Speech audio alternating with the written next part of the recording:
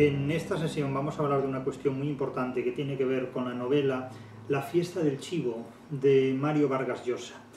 Recuerdo que el próximo 2 de octubre estaremos en la Facultad de Ciencias Jurídicas y Sociales de Toledo, en la Universidad de Castilla-La Mancha, para hablar de esta novela. La fiesta del chivo, en relación con 100 años de soledad de Gabriel García Márquez, a propósito de literatura y comercio. En esa ocasión, el 2 de octubre, nos centraremos dentro del marco de actividades que realiza la profesora María Cristina Escribano Gámir en el área de Derecho Mercantil de la Universidad de Castilla-La Mancha, en Toledo. Hablaremos de la cuestión del comercio en dos novelas tan diferentes, tan distintas, como son La fiesta del chivo, de Mario Vargas Llosa, del año 2000, y 100 años de soledad, de Gabriel García Márquez, de 1967.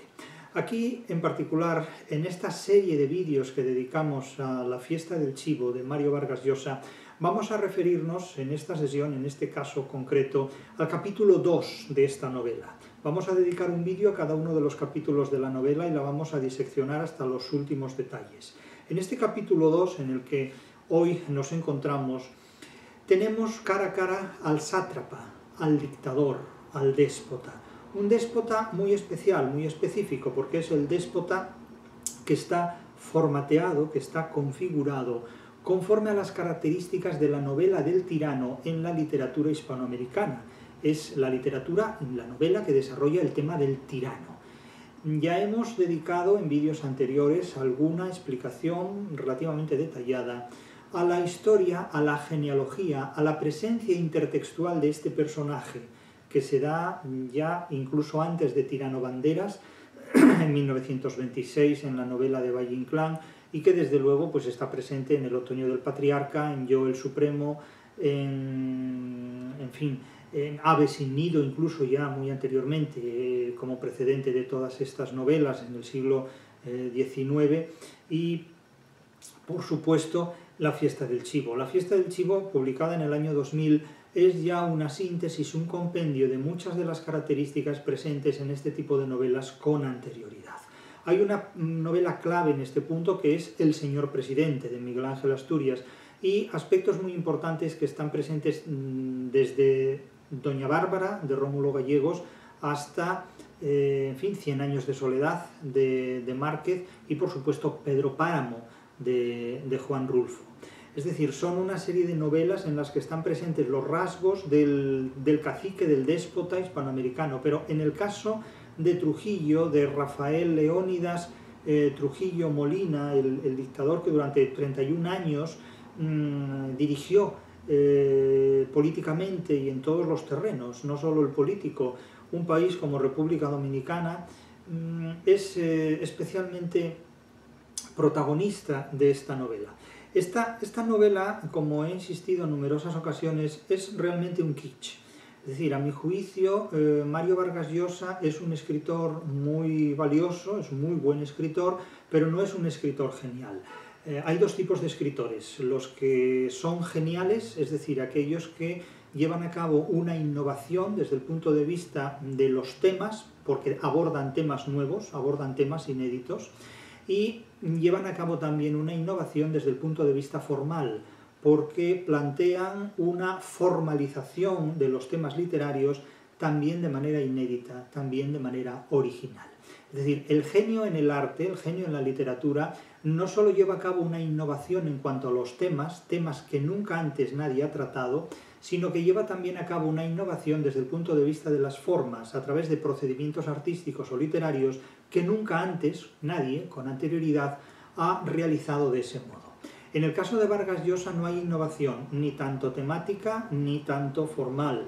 ¿Por qué? Pues porque el tema del dictador hispanoamericano está ya muy tratado en el año 2000 y porque formalmente hablando Vargas Llosa, aunque trata de experimentar con la literatura, en realidad no lleva a cabo planteamientos literarios que desemboquen en nada sustancialmente original. Es decir, Valle Inclán en Tirano Banderas es mucho más original desde el punto de vista de las formas de lo que Vargas Llosa en cualquier punto de su trayectoria literaria consigue alcanzar.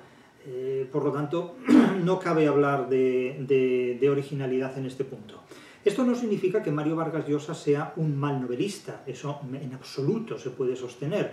Mario Vargas Llosa es un autor que construye novelas a partir de piezas prefabricadas. Las novelas de Vargas Llosa, y con esto no quiero decir nada negativo, son novelas que se construyen como un Lego.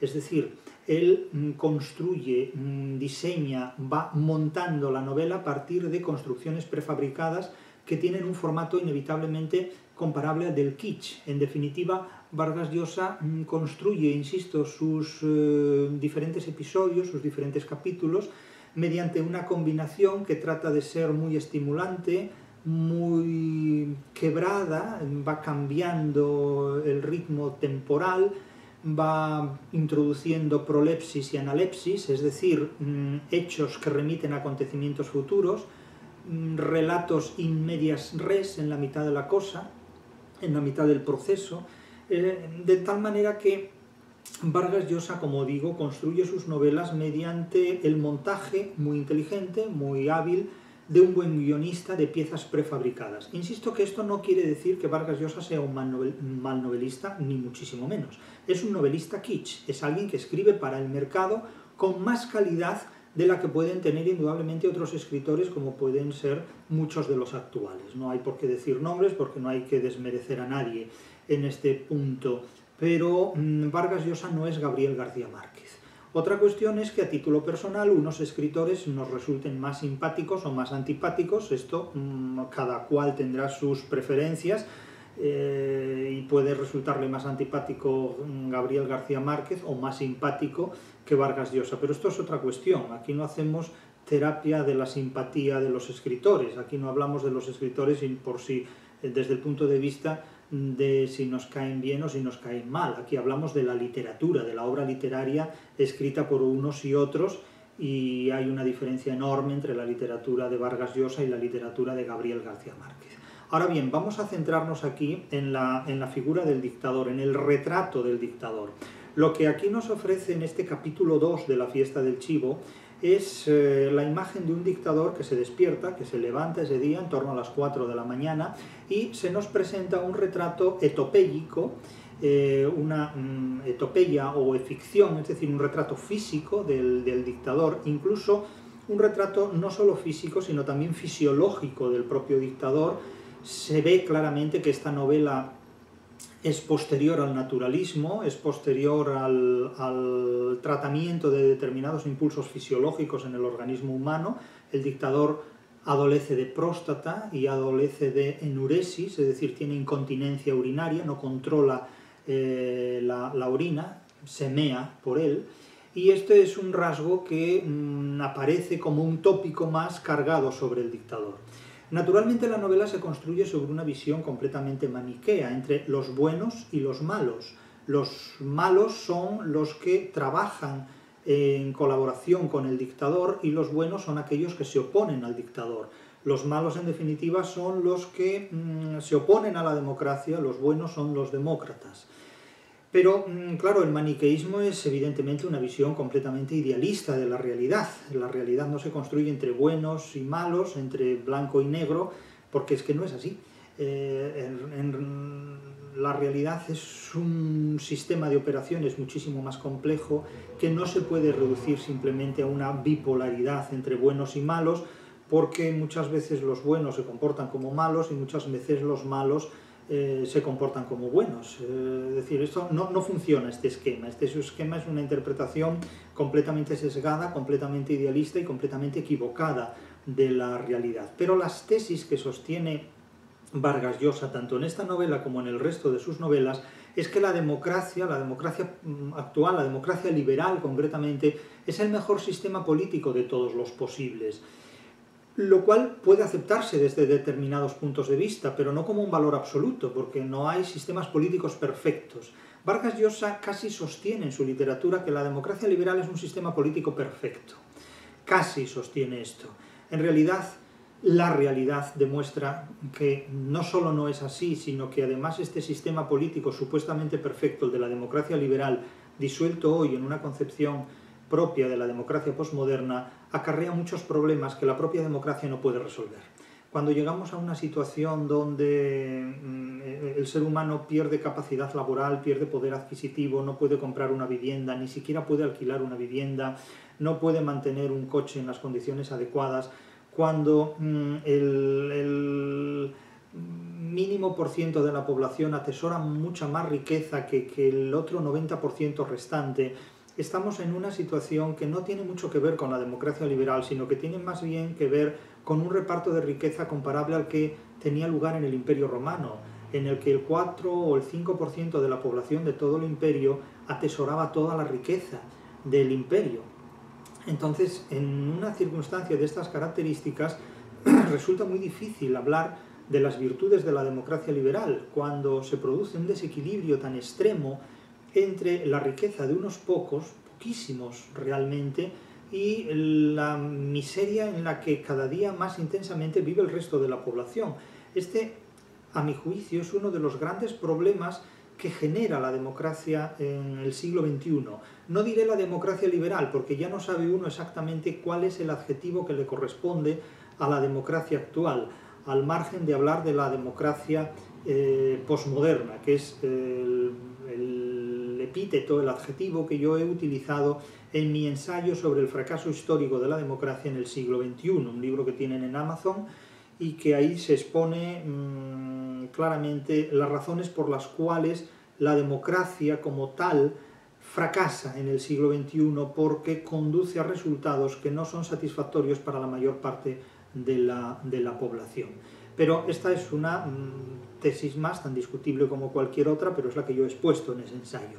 Está en concomitancia con las tesis de este libro literario de Vargas Llosa. Vamos a verlo inmediatamente. Queda muy clara la implicación de esta novela de ficción, con la novela histórica. La fiesta del chivo es una novela histórica. La fiesta del chivo, a pesar de que se plantea como literatura, es una novela histórica. Es una novela histórica porque literariamente recrea determinadas situaciones históricas, pero me van a permitir que les confiese que la recrea de una manera muy plana. Es decir, Vargas Llosa no es un autor que tenga una extraordinaria riqueza léxica. Gabriel García Márquez tiene una riqueza léxica y una riqueza inventiva muy superior a la de Vargas Llosa. Incluso cuando se escribe una novela histórica, cuyo guión viene dado ya por la historia, es decir, el guión de una novela histórica no lo hace el autor, lo hace la historia. Está dado por la historia, de tal manera que requiere mucha menos inventiva porque la argumentación está trazada. En una novela histórica el autor lo que hace es una recreación literaria de determinados episodios históricos, como ocurre con los episodios nacionales de Galdós. Pero es que esta novela, a mi juicio, tampoco estaría a la altura de ninguno solo de los episodios nacionales de Galdós. Esta novela, La fiesta del chivo, es un kitsch. Es un kitsch en virtud del cual se sostiene la tesis de que la democracia liberal vale mucho más que el totalitarismo, obviamente, porque en un totalitarismo no solo no hay libertad, sino que la vida se inhabilita. El problema es que la democracia liberal en muchos aspectos presenta concomitancias y paralelismos, en muchos aspectos muy puntuales, porque si lo fueran todos, entonces ya no podríamos vivir tampoco, con los totalitarismos. Yo les planteo a ustedes, si son estudiantes universitarios, la posibilidad de hacer una tesis doctoral que responda a uno de estos tres temas. No les van a permitir hacer una tesis doctoral que responda a uno de estos tres temas, pero yo se los doy por si los quieren hacer. En primer lugar, ¿son capaces ustedes de hacer una tesis doctoral donde se analice la genealogía protestante, la influencia protestante en el concepto actual de democracia? Es decir, hagan ustedes una tesis doctoral cuyo título sea genealogía protestante o influencia protestante en el concepto de democracia propio del siglo XXI. Es decir, analicen ustedes las raíces protestantes del concepto que en el siglo XXI se da, políticamente hablando, de democracia. Y verán ustedes que llegan a resultados muy curiosos. Lo que no sé es si tendrán a alguien capaz de aceptar una dirección universitaria a una tesis doctoral de estas características. Yo creo que no encontrarían director para una tesis doctoral de este tipo. Y si lo encuentran, díganmelo, porque creo que es más fácil que les toque la lotería primitiva a que ustedes puedan encontrar un director de tesis doctoral que asuma la dirección de una tesis que responda a este tema. raíces protestantes o influencia protestante o genealogía protestante en el concepto de democracia del siglo XXI. Otro tema de tesis doctoral que ustedes pueden desarrollar es el concepto de libertad en el antiguo régimen y el concepto de libertad en el siglo XXI. Y verán que en ciertos aspectos hay más libertad en el antiguo régimen que incluso en el siglo XXI, porque la homogeneidad política que se impone en el siglo XXI es tan poderosa, sobre todo después del triunfo del Código Napoleónico y del concepto de democracia que impone rusonianamente la Revolución Francesa, que prácticamente el ser humano de hoy no tiene libertad ni siquiera para separar el tapón de plástico de una botella del envase. Claro, esto puede parecerles una ridiculez, pero no lo es, porque revela que hay un poder trascendente que no es divino, sino muy humano y muy político, que está por encima de cualquier iniciativa individual que un ser humano pueda desarrollar. Y esto es, insisto, muy revelador. Y otro tema de tesis doctoral que pueden desarrollar muy fácilmente y que a pesar de todo lo que puedan imaginar está muy poco tratado es el concepto de dinero y de comercio que había en el antiguo régimen y el concepto de dinero y de comercio que hay en el siglo XXI. Y verán que los cambios son mínimos, salvo uno fundamental, la anulación por parte del mercado de todo lo que significa el Estado. Es decir, si en el antiguo régimen el Estado controlaba al comercio, hoy día el mercado y el comercio controlan completamente al Estado. Este ya es un tema más manido y que se puede abordar desde diferentes perspectivas, pero los dos primeros temas que les he dado son de una importancia magna, de una importancia capital. Si ustedes encuentran director de tesis doctoral, o directora, da igual, para el primero de estos temas, les diré que tienen más fortuna que si les hubiera tocado la lotería primitiva, porque estadísticamente es más fácil que les toque la lotería primitiva que ustedes encuentren un director de tesis que asuma este tema, genealogía protestante en el concepto de democracia del siglo XXI. Atrévanse a hacerlo, es un desafío. Vayamos a esta novela histórica. Recuerden que cuando la historia entra en la literatura deja de serlo, deja de ser historia. ¿Por qué? Pues porque el componente de la ficción lo neutraliza, lo esteriliza la historia completamente. Nadie aprende historia leyendo literatura. Puede contrastar cómo un autor, literaturizando determinados hechos históricos, construye una novela, que es lo que hace Vargas Llosa. También es cierto que Vargas Llosa no ofrece más que un diálogo puesto en boca de personajes francamente reales, que son los que protagonizan el asesinato, el magnicidio, el crimen, el atentado contra Rafael Leónidas Trujillo Molina el 30 de mayo de 1961, cuando se describe en diferentes capítulos de la novela como las personas que han colaborado, todas ellas además han colaborado previamente con Trujillo, en un momento dado lo detestan, lo odian, se enfrentan a él terriblemente por una serie de causas y de razones que todos ellos aducen, pero como ellos mismos reconocen, están, digamos, implicados en el trujillismo hasta las últimas consecuencias, de tal manera que uno realmente no sabe muy bien por quién apostar en esta carrera de caballos, porque es que realmente es una apuesta entre criminales. El problema de la vida política, de la vida humana, es que cuando se llega a extremos como los que se relatan en esta novela, todas las personas implicadas en este proceso tienen una trayectoria personal, política y profesional ensangrentada, llena de crímenes, llena de horrores. Es decir, no hay nada salvable en la vida de los protagonistas de esta novela. Hablo de la novela, no de la historia. En la historia yo no dicen que la historia nos juzgará. Desde luego yo no soy historiador, yo no juzgo la historia. Yo interpreto la literatura. Tampoco discuto opiniones. Pero fíjense en el retrato del dictador. Decíamos antes que para retratar a una persona desde el punto de vista de la literatura hay dos enfoques. Un enfoque etopéyico, la etopeya o ficción, que consiste en el retrato físico, incluso fisiológico de una persona, y, la prosopografía o ficción, que es el retrato físico de una persona, y la etopeya. La etopeya sería el retrato moral de la persona. La prosopografía o la ficción sería el retrato físico o fisiológico. La etopeya sería un retrato moral, un retrato de su carácter, de su manera de ser. Aquí naturalmente hay una correspondencia entre la prosopografía o ficción, el retrato físico y el contenido moral de esa persona.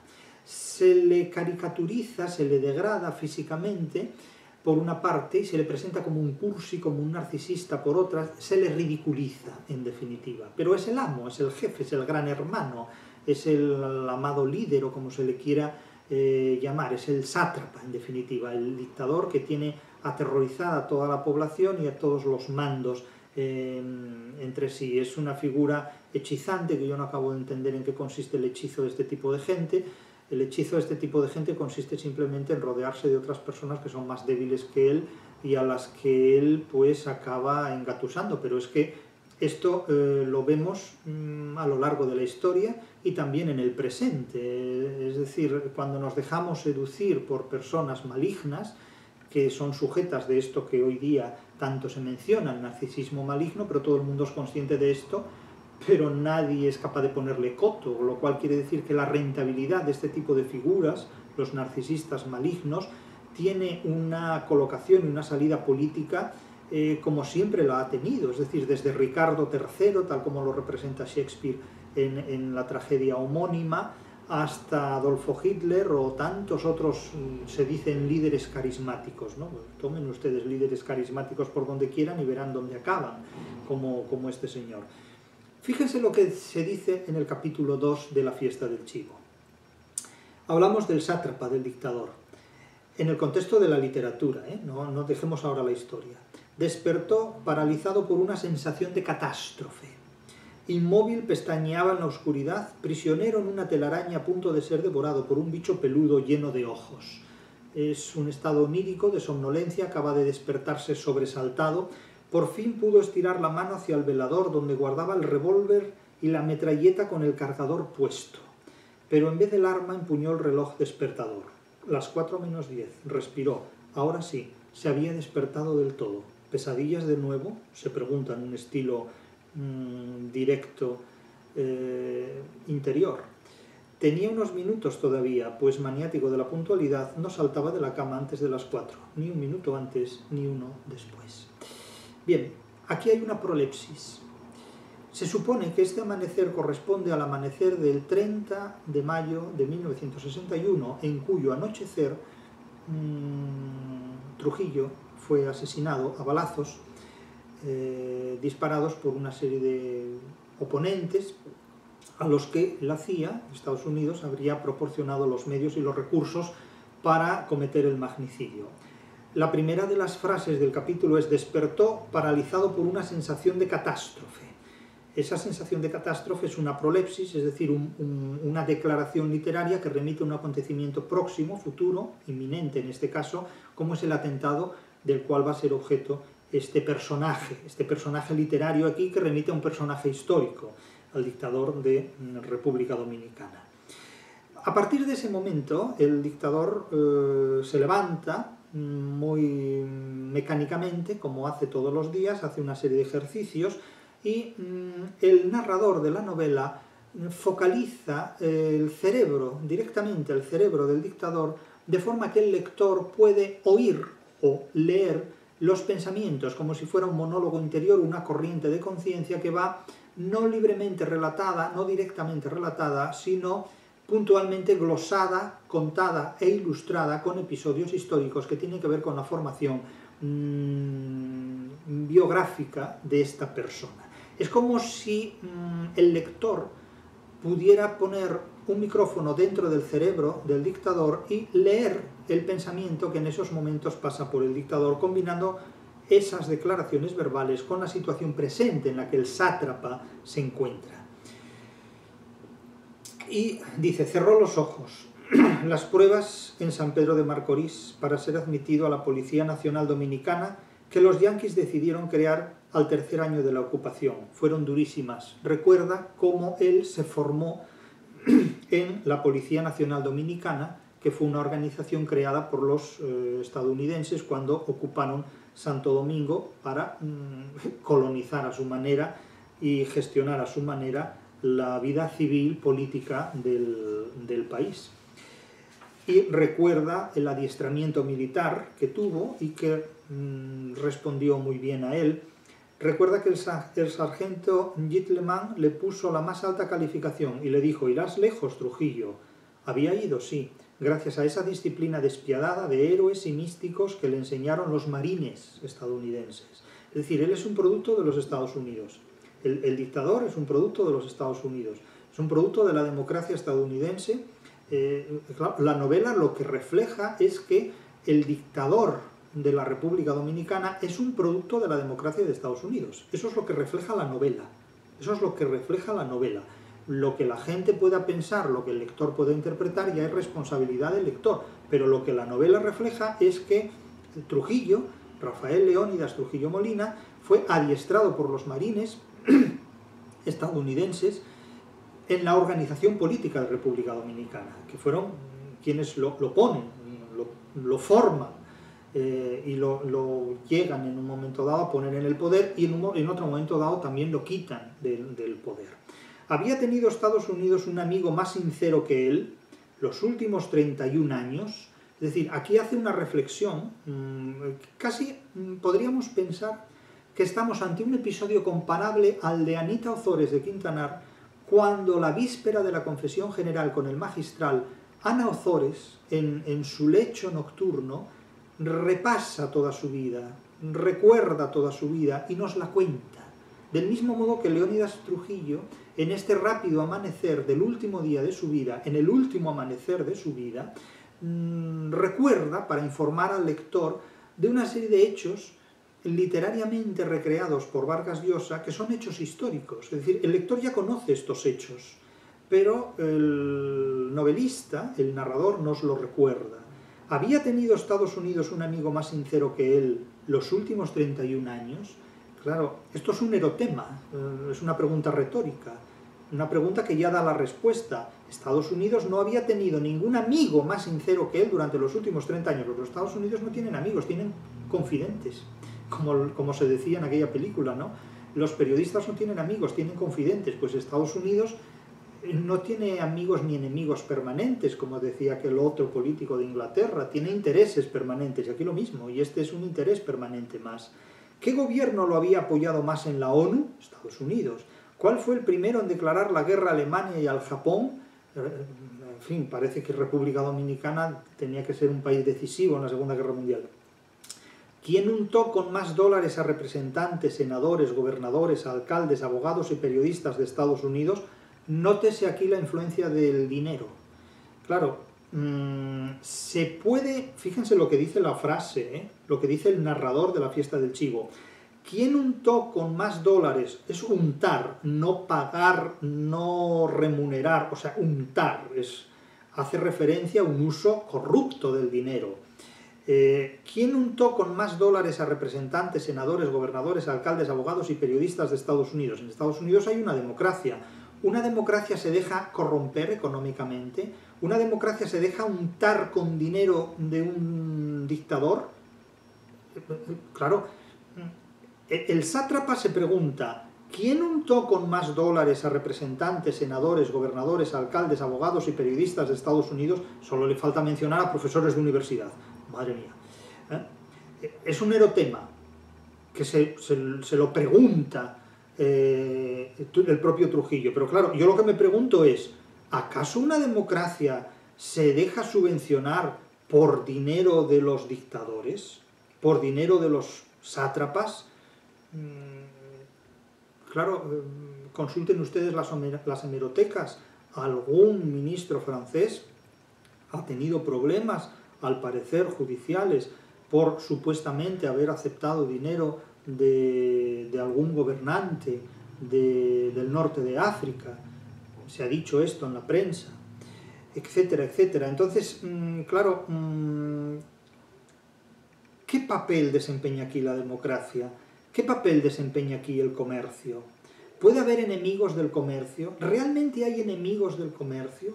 ¿O hay tramposos en el ejercicio de las actividades comerciales? Es decir, ¿quién tiene aquí más razón? Antonio Escotado, al hablar de los enemigos del comercio y considerar que los comunistas son enemigos del comercio porque lo prohíben, O Paolo Prodi, cuando considera que los enemigos del comercio realmente son aquellos que hacen trampas en el ejercicio de las actividades comerciales, no porque las prohíban, sino porque las ejercen de forma fraudulenta. ¿Ejerce la democracia de forma fraudulenta al comercio? A veces. ¿Practica actividades comerciales la democracia de forma fraudulenta? Claro, si damos crédito a esta declaración, que es una declaración literaria, por lo tanto no tiene valor histórico, no tiene valor de verdad o de mentira, porque se sitúa en un contexto de ficción, si damos crédito a esta declaración ficticia, es decir, si nos la tomamos en serio, la democracia resulta desmitificada, resulta desacreditada, y nada menos que la democracia de los Estados Unidos. ¿Pero qué ocurre? Ocurre que esto es un espejismo, porque esta declaración está puesta en boca de un malvado.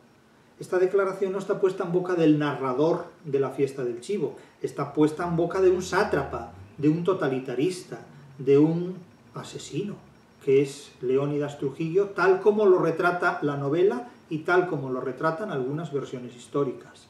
Por lo tanto, claro, cuando un malvado, cuando un personaje literariamente perverso que desempeña el papel de malvado, de lo que comúnmente se llama el villano, el malo de la película, insulta a la democracia, por ejemplo, la democracia recibe este insulto como un elogio, porque evidentemente cuando un necio insulta, el insulto del necio es un elogio. Otra cosa es cuando el sabio insulta, pero los sabios no suelen insultar. Los sabios, cuando se encuentran con alguien que vale más que ellos, callan, guardan silencio para no hacerle propaganda, para no darle publicidad. Solo los tontos te hacen publicidad. Realmente se conoce al tonto por la publicidad que te hace, porque no tiene capacidad para morderse la lengua. Entonces el tonto, cuando te critica, no se da cuenta de que te publicita. Que lo siga haciendo.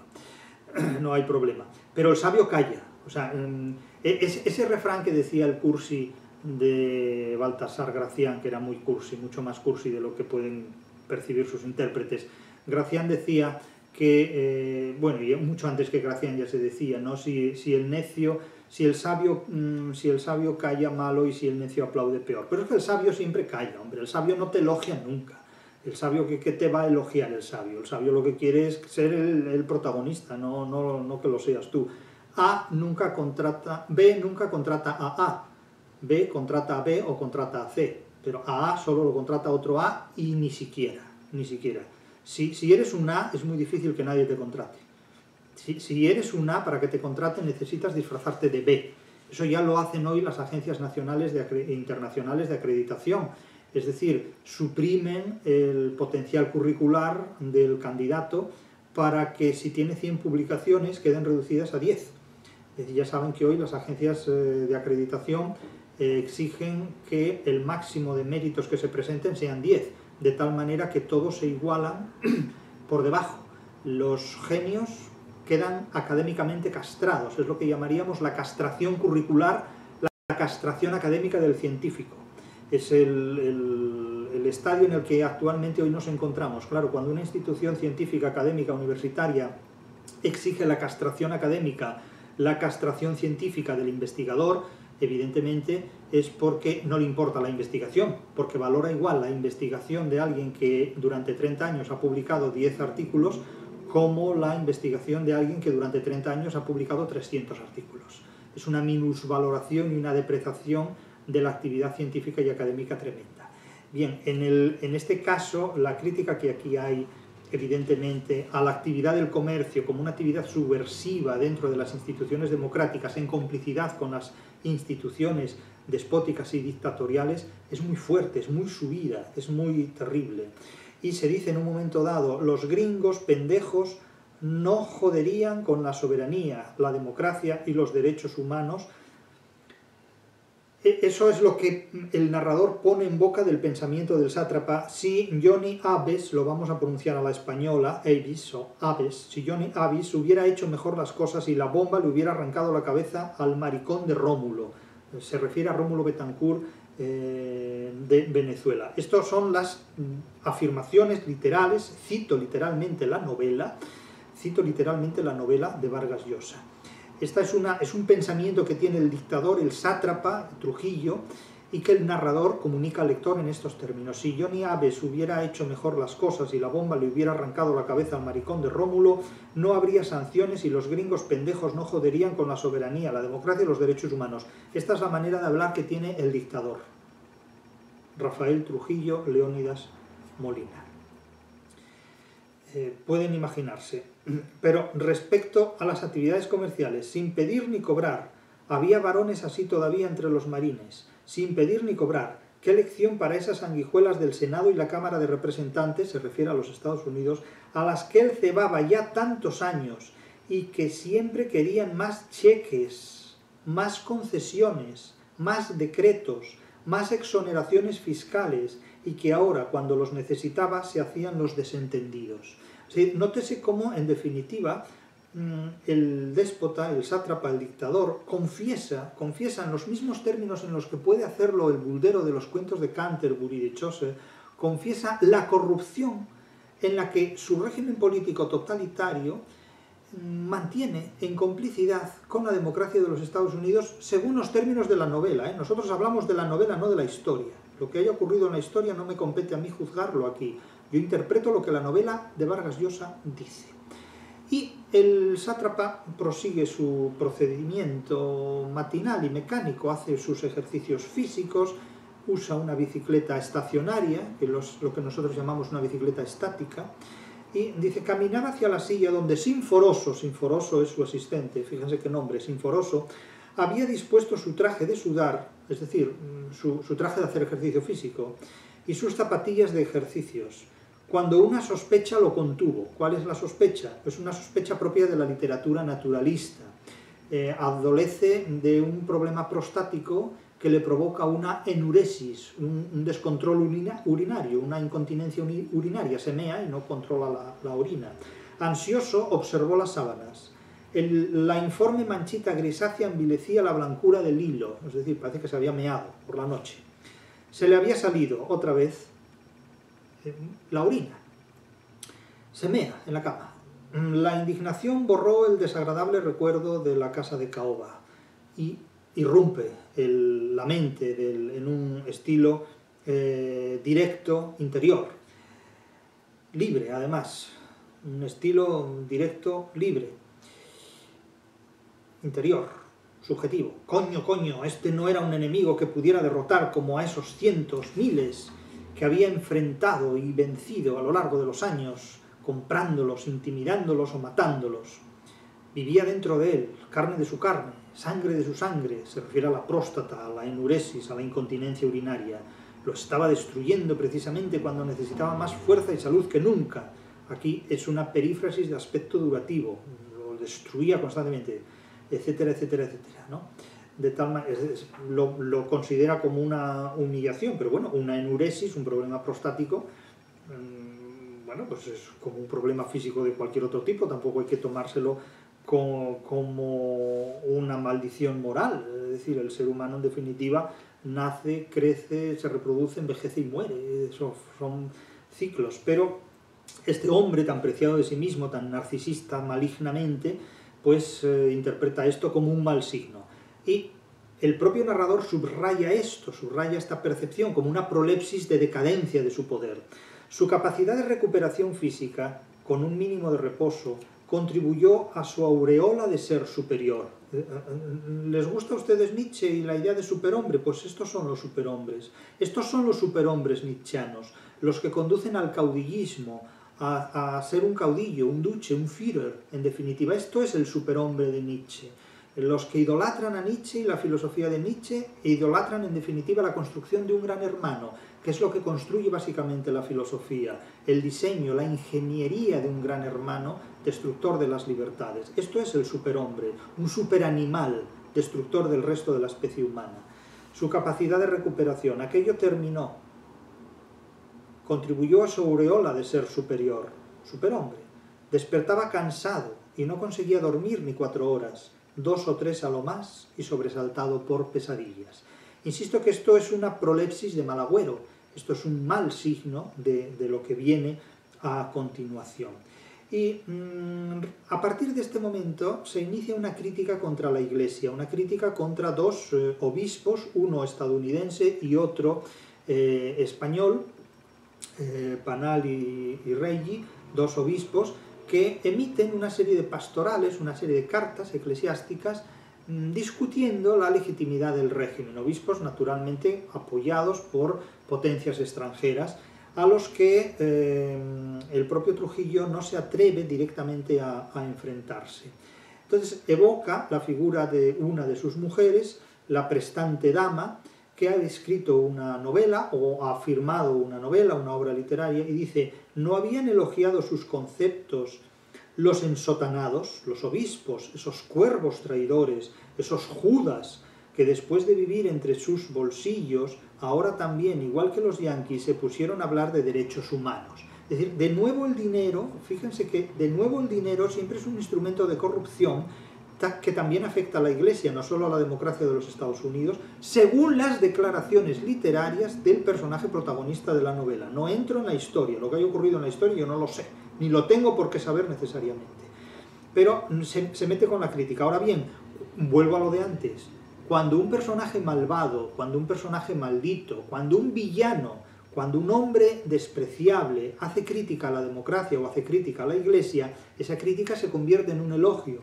Y se convierte en un elogio porque al lector no le queda más alternativa que mirar con buenos ojos las instituciones criticadas por un malvado, so pena de identificarse con el malvado.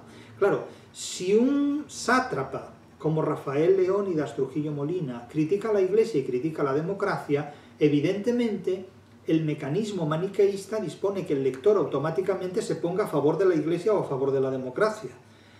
Porque, claro, la alternativa es identificarse con el sátrapa, y eso ningún lector con uso de razón está dispuesto a hacerlo. De tal manera que la novela sitúa al lector en un callejón bipolar, en un callejón que solo tiene una salida: la democracia y la Iglesia, aquí unidas de la mano. Pero claro, el sesgo es muy radical, tan radical que resulta idealista, porque la democracia y la Iglesia, como el propio villano dice, han pactado con él en muchos casos, han vivido de mis bolsillos, dice, y ahora también, al igual que los yanquis, se ponen a hablar de derechos humanos. Se ponen a hablar de derechos humanos. Bueno, eso dice el narrador leyendo el pensamiento del sátrapa, en definitiva. Y relata los planes de su responsable de servicios secretos, el gran criminal de la novela, Johnny Aves, o Aves, que fue un personaje histórico además. Johnny Aves García quería entrar al colegio Santo Domingo y sacar de su refugio al obispo yanqui y matarlo, haciendo como que lo mata la chusma, la turba. No, aún no había llegado el momento de tomar cuentas con Reggi y al otro hijo de puta, el españolete del obispo Panal, es decir, los insulta directamente. Llegaría el momento, pagarían. A él no lo engañaba el instinto, no tocar un pelo a los obispos por ahora, aunque siguieran jodiendo, como lo hacían desde el domingo 25 de enero de 1960, año y medio ya, cuando la carta pastoral del episcopado fue leída, debería haber dicho pasiva refleja, se leyó, pero no fue leída porque esto es una pasiva inglesa, fue leída en todas las misas, inaugurando la campaña de la Iglesia Católica contra el régimen. Y ahora con exclamaciones: los maldecidos, los cuervos, los eunucos, hacerle eso a él, condecorado en el Vaticano, por Pío XII, con la gran cruz de la Orden Papal de San Gregorio. En la voz dominicana, Paíno Pichardo recordaba en un discurso pronunciado la víspera de su condición de secretario de Estado del Interior y Cultos, que el Estado llevaba gastados 60 millones de pesos en esa iglesia, cuyos, se cita, obispos y sacerdotes hacen ahora tanto daño a la Grey Católica Dominicana. Claro, nótese que, insisto, cuando un villano critica instituciones como la democracia o la Iglesia, el lector, el receptor, automáticamente se ve obligado a apoyar a la Iglesia y a la democracia, porque antes del villano se apoya cualquier cosa. Claro, es decir, la estrategia maniqueísta es evidente. Y vive constantemente decir una mentira más para engatusar a los dominicanos, y a él mismo. Sintió en la boca del estómago la acidez que lo acometía cada vez que pensaba en sus hijos. esos exitosos fracasos, nótese la paradoja, esas desilusiones, jugando polo en París y tirándose francesas mientras su padre libraba la más dura batalla de su existencia. Y efectivamente uno de sus hijos viajó inmediatamente de París a República Dominicana cuando tuvo noticia del atentado mortal contra su padre. Esta novela, La fiesta del chivo, es brutalmente machista. Una de las cosas que más me ha impactado de esta novela es su machismo. Es de un machismo, se lo aseguro, difícil de digerir, pero difícil de digerir.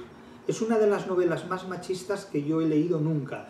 No porque la haga machista Mario Vargas Llosa, que bueno, podríamos ver ese capítulo, pero es que rebosa un machismo que les aseguro es incompatible con el racionalismo humano. O sea, no exagero, Es brutalmente machista esta novela. Claro, el narrador de la novela, que no es Vargas Llosa, Vargas Llosa es el autor de la novela, el narrador es el personaje que cuenta la historia. El narrador de la novela me dirá: ¿y a mí qué me cuenta usted, señor crítico literario? Yo le digo cómo es el mundo. Y yo le diría al narrador: mire, yo no le digo a usted que no me diga cómo es el mundo, pero es que usted se recrea en el machismo de una manera tal que no lo cuestiona en ningún momento. Es decir, es que el narrador de esta novela jamás cuestiona el machismo desde el cual relata el contenido de la novela. Es que presenta a los hombres como criaturas que resuelven sus problemas con el alcohol y con el sexo. Todavía no tanto con las drogas, pero parece que cuando los hombres tienen un problema, la solución a ese problema no es ni la literatura, qué carcajada, ni la música, ¿no? ¿A quién se le ocurre tocar el piano? ¿No?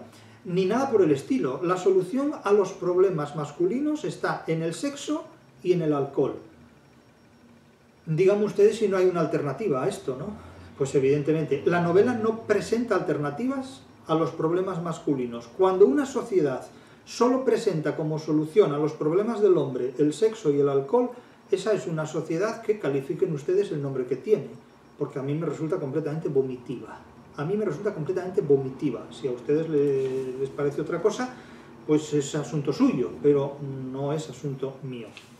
Claro, cualquier interpretación que puedan dar de esta novela verán que este capítulo determina sobre todo la mente del dictador como alguien que condena a la democracia y a la Iglesia, porque hasta ese momento la democracia y la Iglesia lo habían apoyado. Pero a partir de un momento dado el dictador comete una serie de errores estratégicos, políticos, y estas instituciones le quitan su apoyo. Leo un párrafo de la novela. Despotricaba contra la rata de Miraflores. La rata de Miraflores era el presidente coetáneo de Venezuela. La escoria venezolana. Y el locutor, un locutor de radio, poniendo la voz que correspondía para hablar de un maricón, afirmaba que además de hambrear al pueblo venezolano, el presidente Rómulo Betancourt había traído la sal a Venezuela, pues no acababa de estrellarse otro avión de la línea aeropostal venezolana con un saldo de 62 muertos. El mariconazo ese no se saldría con la suya. Consiguió que la Organización de Estados Americanos le impusiera las sanciones a la República Dominicana. Pero ganaba el que reía el último. Ni la rata del Palacio de Miraflores, ni Muñoz Marín, el narcómano de Puerto Rico, ni el pistolero costarricense de Figueres lo inquietaban. Fíjense lo que suelta el sátrapa, personaje literario de la novela. La Iglesia sí, la Iglesia le inquietaba. Perón se lo advirtió al partir de Ciudad Trujillo, rumbo a España. Cuídese de los curas, generalísimo. No fue la rosca oligárquica ni los militares quienes me tumbaron. La rosca quiere decir la manipulación, el enchufe, la intriga. Fueron las sotanas. Pacte o acabe con ellas de una vez. A él no lo iban a tumbar. Jodían, eso sí. Desde ese negro 25 de enero de 1960 se repite la fecha, es decir, el narrador informa históricamente al lector para que tenga todos los datos literariamente hablando sobre la mesa. Hacía 1 año y 4 meses exactamente, y no habían dejado un solo día de joder. Cartas, memoriales, misas, novenas, sermones, todo lo que la canalla ensotanada hacía y decía contra él rebotaba en el exterior, y los periódicos, radios y televisiones hablaban de la inminente caída de Trujillo, ahora que la Iglesia le viró la espalda.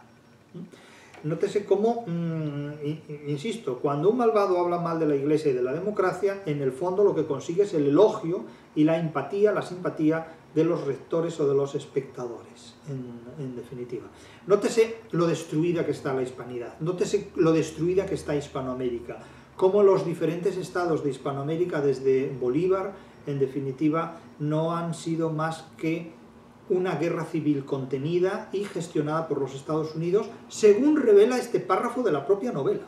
Porque esto es lo que plantea. Insulta al mandatario de Puerto Rico, trata de asesinar al mandatario de Venezuela, la Organización de Estados Americanos, en fin, todo es un conflicto geopolítico terrible. Es decir, Hispanoamérica es un continente en fría guerra civil desde Bolívar, en realidad. Y claro, la situación es terrible. Una guerra es lo peor que puede ocurrir a la especie humana, en definitiva. Y de nuevo referencias al dinero. Y Ramón Marrero Aristi, quien creyó que por ser escritor famoso podía dar informes a The New York Times contra el gobierno que le pagaba borracheras, ediciones y putas. Es decir, que el totalitarismo, la satrapía de Trujillo, paga borracheras, ediciones y actividades prostíbularias a personas que trabajan para el New York Times enviando publicaciones a ese diario. Claro, cuando yo les decía antes, traten ustedes de hacer una tesis doctoral donde el concepto de dinero en el antiguo régimen y el concepto de dinero en el nuevo régimen tenga analogías y diferencias. ¿Se gasta la democracia dinero en prostitución? Es una pregunta que dejo en el aire. Lean ustedes la prensa del día de hoy, 4 o 5 de agosto de 2025, y vean ustedes si hay políticos en democracia que gastan o no dinero público en prostitución. Eso la prensa se lo dirá o no, o los juzgados lo dirán. Yo no lo sé. Yo no lo sé porque ni soy político ni gestiono esas partidas presupuestarias. Pero aquí esas actividades prostibularias se atribuyen a gobiernos totalitarios. Yo no sé si en la democracia ocurre algo parecido o no, no lo sé. La prensa informa sobre esto a veces, yo no lo sé. Yo sé lo que la prensa dice o lo que uno lee en la prensa. Pero noten que, digamos, las actividades mercantiles de determinados periodos históricos bajo el dominio del totalitarismo es la misma actividad mercantil que en otros periodos históricos se ejerce puntualmente, parcialmente, también en nombre de la democracia. Entonces, ¿dónde están las diferencias? ¿Dónde están las diferencias? Porque podemos suponer que un régimen corrupto y totalitario se gaste dinero en actividades prostibularias, pero nos resulta más inconcebible que esto lo haga la democracia, sobre todo cuando se plantea abolir la prostitución, aludiendo a tales o cuales argumentaciones que unas personas discuten y otras aplauden según su manera de pensar. Yo no entro en esto, yo simplemente pongo sobre la mesa lo que hay.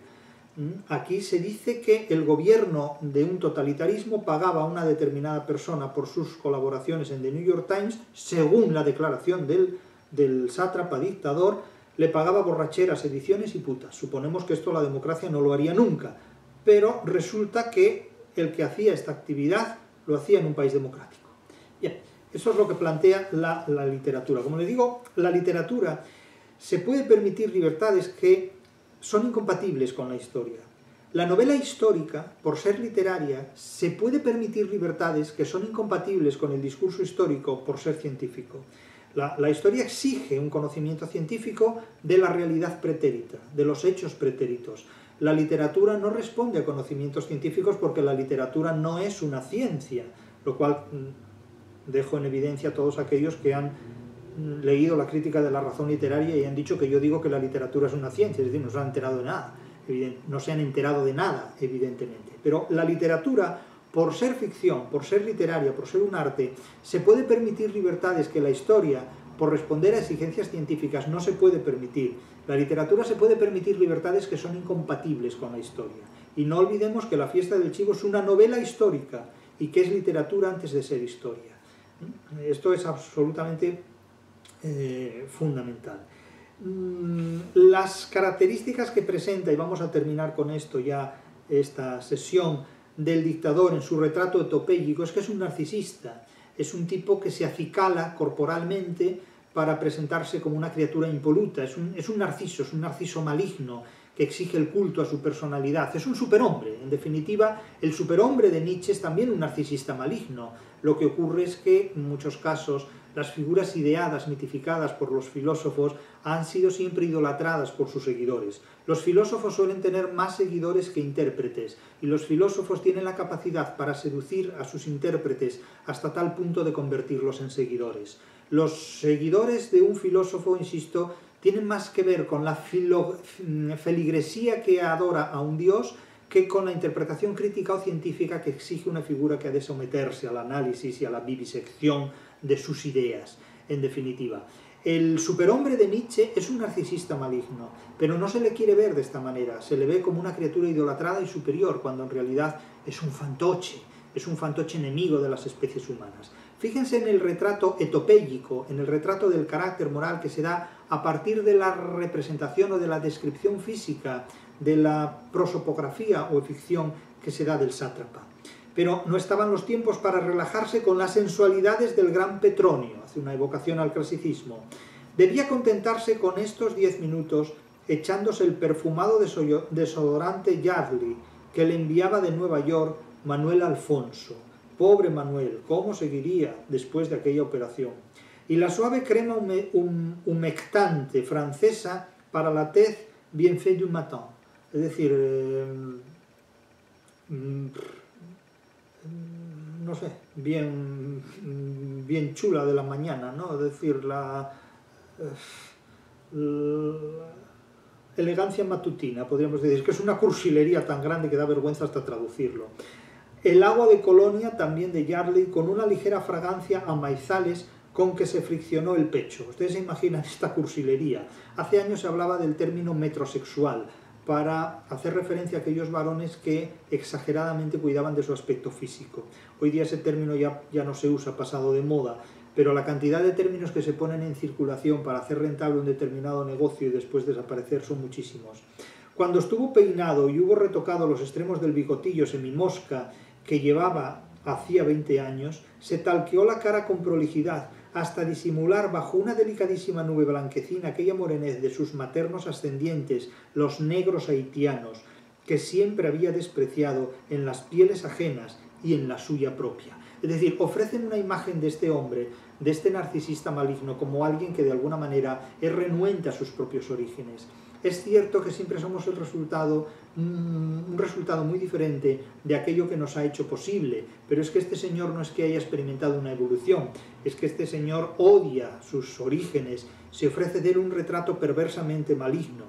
No olvidemos que Borges también soñaba con ser inglés y que, invocando una ascendencia británica, de alguna manera despreciaba lo hispano y consideraba que ser inglés era una forma superior de ser. Por eso decía que prefería leer el Quijote en inglés y chorradas de esta naturaleza, ¿no? Pero bueno, también pasaba sus noches con Virgilio como si Virgilio fuera Venus. Pero bueno, a falta de pan, bueno son tortas, en definitiva. Nótese claramente que la imagen cursi, propia de un patiquín, lo que en Hispanoamérica se llama un patiquín, es decir, un hombre que emplea la utilidad de su tiempo en acicalarse, digamos, de manera cursi, de manera extrema, de manera completamente ridícula, casi como se calificaba claramente de patiquín al protagonista de Doña Bárbara, de Rómulo Gallegos. Este señor es un patiquín, pero invertido, es casi un esperpento del narcisismo maligno. En definitiva, cómo responde su retrato a la mayor parte de los tiranos. Vamos a concluir aquí esta sesión, este segundo capítulo, que continuaremos con nuevas interpretaciones. Es decir, no es que tratemos de hacer un serial sobre la fiesta del chivo, pero esta es una novela que de alguna manera sintetiza y que representa muy claramente la visión muy plana, muy vacua, muy convencional de lo que es el dictador hispanoamericano. Es una novela escrita para el gran público en un lenguaje muy poco exigente, muy poco literario. La calidad literaria de la novela es muy baja. Ya lo digo, que es una de las obras literarias menos literarias a las que he dedicado atención en mi vida, pero lo hago porque la mitificación de Mario Vargas Llosa como autor es muy superior realmente a sus méritos. No es un mal escritor, pero no es un genio. Y yo realmente me he dedicado siempre a interpretar la obra de genios literarios, en la medida de mis posibilidades, pero no de autores que son más bien secundarios. Mario Vargas Llosa, a mi juicio, es un autor profundamente sobrevalorado más que nada por el mercado y por las ideologías, dado que la obra de Vargas Llosa es un altavoz a través del cual hablan los valores de la democracia liberal. El problema es que la democracia liberal está en un momento de estertor, está en un momento muy crítico y veremos a ver hasta qué punto puede sobrevivir a lo largo de la segunda mitad del siglo XXI sin convertirse en un nuevo totalitarismo, porque las fronteras que separan al idealismo de la democracia liberal del totalitarismo son cada día más invisibles, si es que lo invisible admite cuantificación. El próximo 2 de octubre estaremos en la Facultad de Ciencias Jurídicas y Sociales de Toledo, Universidad de Castilla-La Mancha, para hablar de la fiesta del chivo y de 100 años de soledad desde el punto de vista del comercio y la literatura. Próximamente hablaremos del tercero de los capítulos en una sesión de vídeo de La fiesta del chivo de Mario Vargas Llosa.